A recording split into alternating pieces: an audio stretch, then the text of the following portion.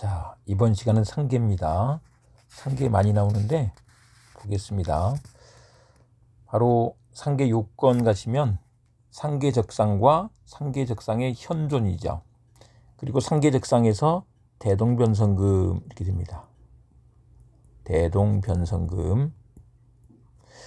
대립하고 있어야지 되죠. 대립하는 채권이 있어야 돼. 쌍방이 채권을 가지고 있어야지 되는 거죠. 동종류의 채권이어야 돼. 변제기가 도래했어야 돼. 성질상 허용되는 것이어야 돼. 금지가 없어야 돼. 이런 뜻이에요. 네.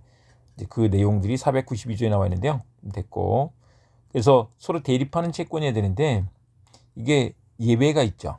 그 예외와 관련해서 우리 두 가지를 좀 봐주시면 되는데, 연대 상계할 채권이 있는 연대 채무자 상계하지 않을 때 그때 그 채무자의 부담 부분에 하나요. 그리고 다른 연대 채무자가 상계할 수 있다는 거죠. 우리 연대 채무에서 공부한 내용이고요.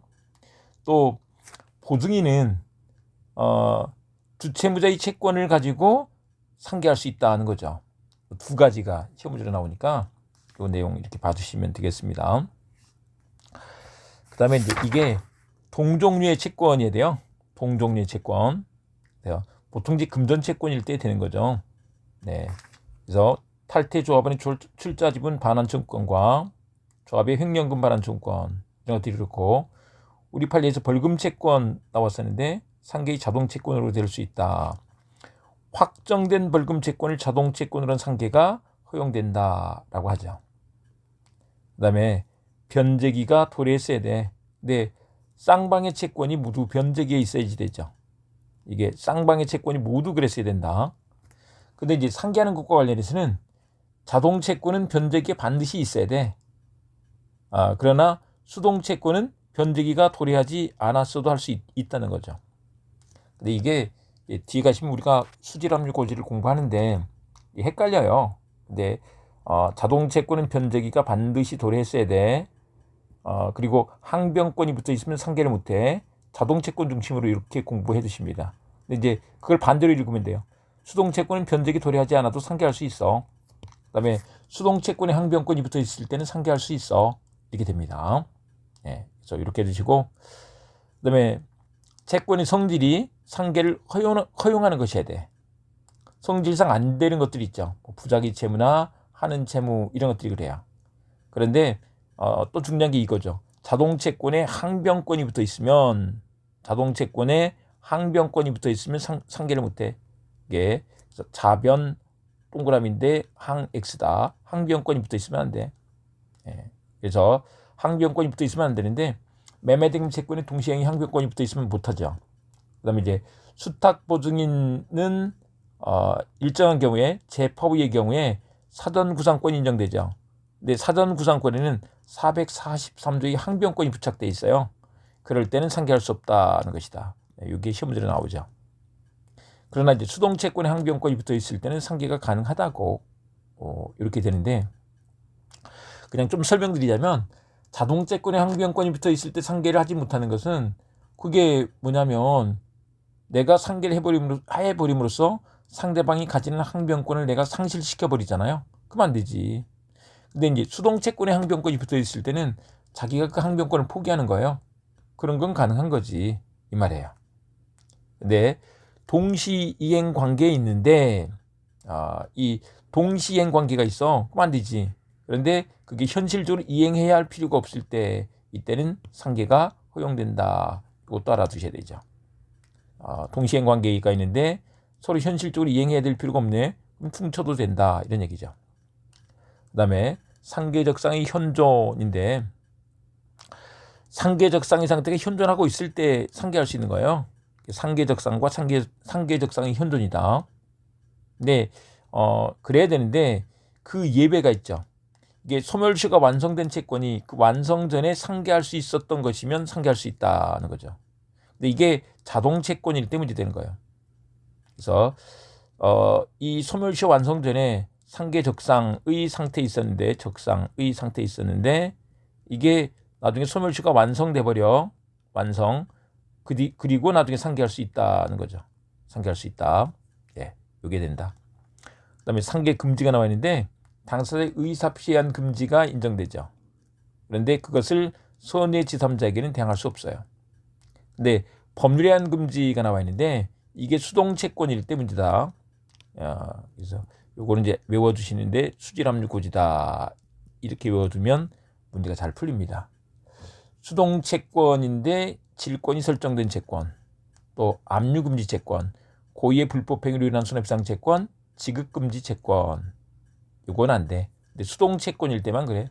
그래서 이거 수질압류고지와 관련해서 아까 자변동 항스라고 자변동 항스 자동채권은 변제기가 도래했어야 돼. 항변권이 붙어 있으면 안 돼. 네, 요거 기억하시고 갑니다. 근데 고의의 불법행위로 인한 손해배상 채권, 이게 채무가 고의의 불법행위로 인한 손해배상 채권이잖아요. 그러니까 이게 수동채권을 말하는 거예요. 수동채권일 때 그렇다. 근데 고의의 불법행위로 예를 들면 폭행을 해가지고 근데 자기가 받을 게 있어요. 자기는 손해배상 채무를 부담하죠. 그게 이제 수동채권인데 그렇게 상계할 수 있겠느냐 이 말이에요. 그러면 안 되지. 그러면 이제 불법행위를 유발시킬 수도 있고 그렇기 때문에 안 된다는 것이다. 근데 이제 고의일 때만 그렇고 상계 이 과실일 때는 상관없어요. 과실일 때, 과실 이럴 때는 상계도 돼. 중과실일 때도 마찬가지야. 네, 이렇게 되죠. 근데 이제 자동채권으로 상계하는 건 상관없죠. 피해자가 상계하는 것은 상관없다 이렇게 말한다. 네, 이렇게 봐주시고요.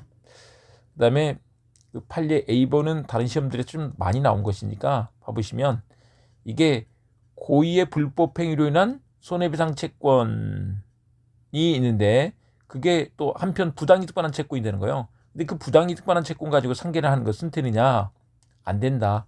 유추적용해서 안 된다. 이렇게 말하는 거죠. 근데 그 밑에 횡령으로 인한 손해배상 채권을 자동채권으로 하는 상계는 가능한 거죠. 네, 수동채권으로 안 되는 것이고 자동채권으로 하는 상계는 된다는 거예요. 우리 이제 동업체가 조합이죠.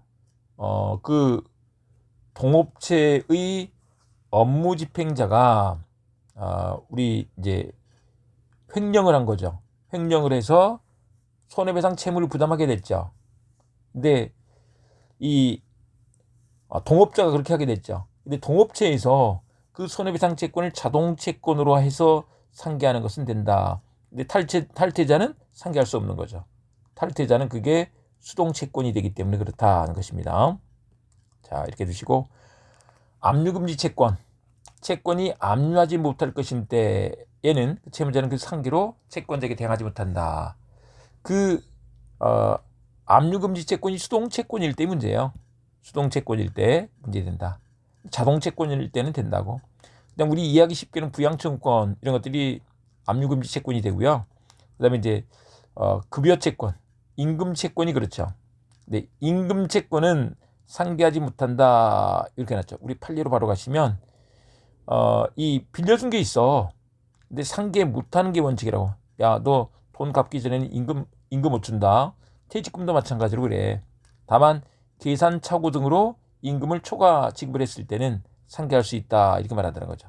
다만 2분의 1 초과하는 부분에 대해서만 그러니까 2분의 1까지는 꼭 월급을 줘야 돼 이 말인 거죠.